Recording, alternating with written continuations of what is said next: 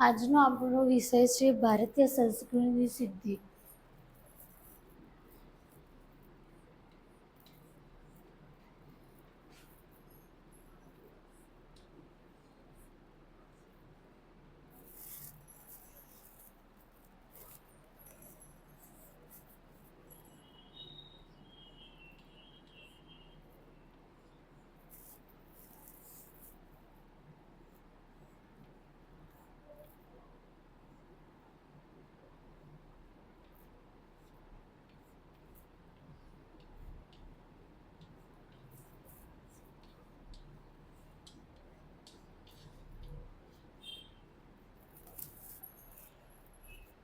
હવે હું મારો પરિચય આપીશ.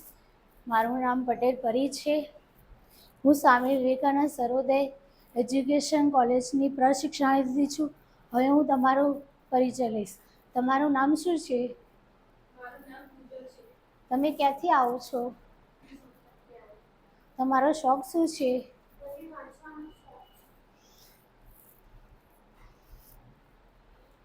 હવે હું ગુજરાતી વિષયના મહત્વના એકમ વિશે અભ્યાસ કરાવીશ.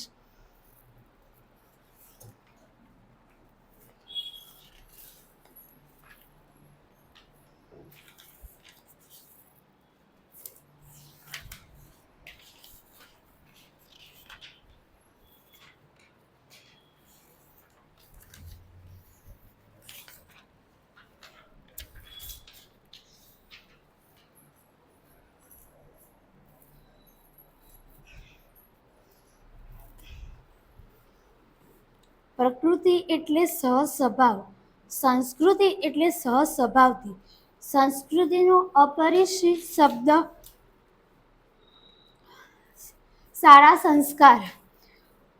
વિકૃતિ એટલે સહજ સ્વભાવથી નીચે પડવું. પ્રકૃતિ વચ્ચે છે, નોર્મલ છે, સહજ છે. માણસની એક પ્રકૃતિ હોય છે, એક સંસ્કૃતિ અને એક વિકૃતિ. વિકૃતિનો અપરિચિત શબ્દ ખરાબ. ભૂખ લાગે છે અને ભૂખ લાગતા માણસ ખાય છે તે તેની પ્રકૃતિ છે. ભૂખ ન લાગતા છતાં માણસ ખાય છે તે તેની વિકૃતિ છે. અને ભૂખ લાગવા છતાં આજે એકાદશી છે એટલા વાસ્તવિક ભગવત સ્મરણ માટે માણસ ખાતો નથી તે સંસ્કૃતિ છે. આમ ઉપવાસ કરવો એ સંસ્કૃતિ છે. આપણે મહેનત કરીને ખાઈએ છીએ તે આપણી પ્રકૃતિ છે. આપણે જાતે મહેનત કરવાનું ટાળીશું, બીજાની મહેનત લૂંટીને ભોગ ભોગવતા રહીશું, તે આપણી વિકૃતિ છે. આ વસ્તુ ભલે મોટાભાગના માણસોમાં દેખાતી હોય તેમ છતાં આ માણસની પ્રકૃતિ નથી, વિકૃતિ જ છે. ભલેને આ પ્રકારની વિકૃતિ પ્રાચીન કાળથી આ સુધી દેખાતી હોય તેમ છતાં આ કદાપી સંસ્કૃતિ હોઈ શકે નહીં. પરંતુ આપણા શ્રમથી પેદા થયેલી ચીજ પણ બીજાને આપ્યા વિના ભોગવવી નહીં. આપીને અને વહેંચીને ભોગવવી એ માણસની સંસ્કૃતિ છે. માણસમાં અને પશુમાં ફરક છે, અંતર છે. આ અંતરને વધારવું, પશુપણામાંથી નીકળતા જઈને માણસપણા તરફ આગળ વધવા જવું, તેને સંસ્કૃતિ વર્ધન કહે છે. માણસ સુખ અને આનંદ શોધે છે એ ખરું, પરંતુ કયો આનંદ વિકૃત છે, કયો પ્રાકૃત છે અને કયો સંસ્કૃત છે તેનો ખ્યાલ રાખવો પડે. જે સુખ સૌને આનંદ આપી શકે તેવું હોય એ જ ખરું સુખ છે અને એ જ સુસંસ્કૃત આનંદ છે. જે આનંદ આપણને સંસ્કૃતિની તરફ લઈ જાય છે એ જ સાચો આનંદ છે.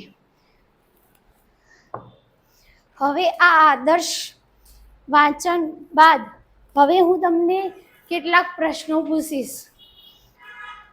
પ્રકૃતિ એટલે શું?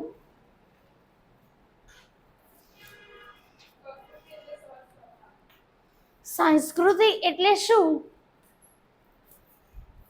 સંસ્કૃતિ એટલે સહજ સ્વભાવથી ઉપર ઉઠવું. વિકૃતિ એટલે શું?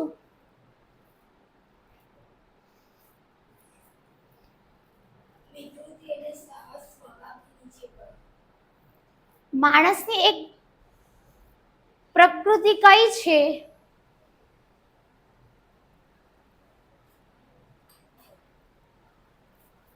બોલો.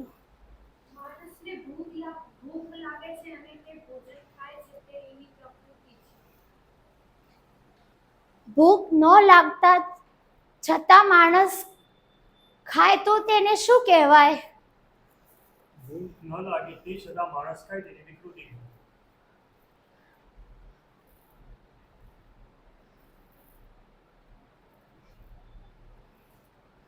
બીજાની મહેનત ભોગ ભોગવવી એ શું કહેવાય?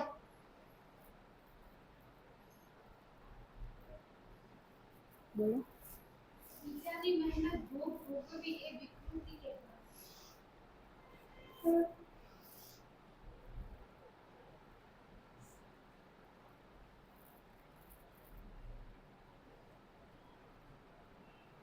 માણસ અને પશુમાં શું ફરક છે?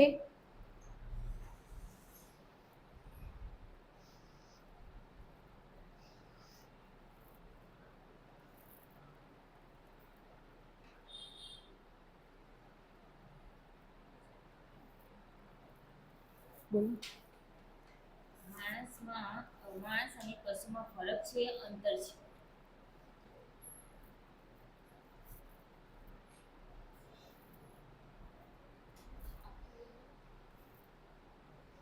આ અંતરને વધારવાનું પશુપાલનમાંથી નીકળતા જઈને માણસપણા તરફ આગળ વધવા જવું તેને પ્રેરિત કરે છે. શું કહે છે? એટલે આમાં આ જ બતાવે છે. માણસ અને પશુમાં ફરક છે.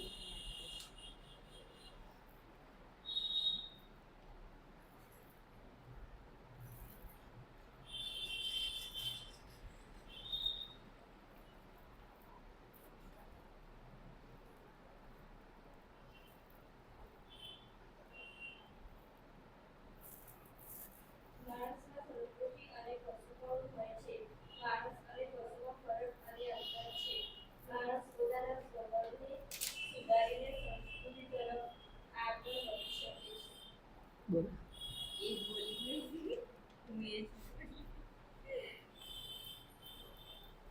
જ્યારે પશુ મુખ્યત્વે પોતાની પ્રકૃતિ પ્રમાણે જીવે છે. એ બોલે પ્રયત્ન કરશે. માણસ અને પશુમાં ફરક છે, અંતર છે. આ અંતરને વધારવું પશુપણામાંથી નીકળતા જઈને માણસપણા તરફ આગળ વધતા જવું તેને સંસ્કૃતિ વર્તન કહે છે.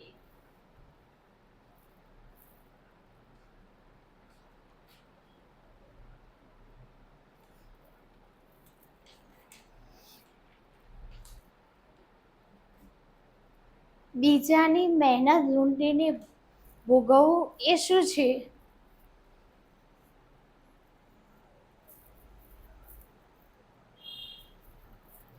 બીજાની મહેનત લૂંટીને ભોગવવું એ વિકૃતિ છે.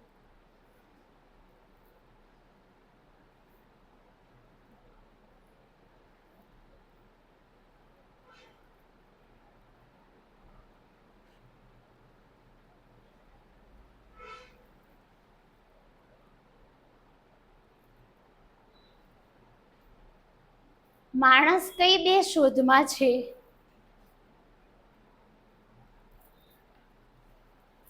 માણસ સુખ અને આનંદની શોધમાં છે. કયું સુખ સાચું સુખ ગણાય છે?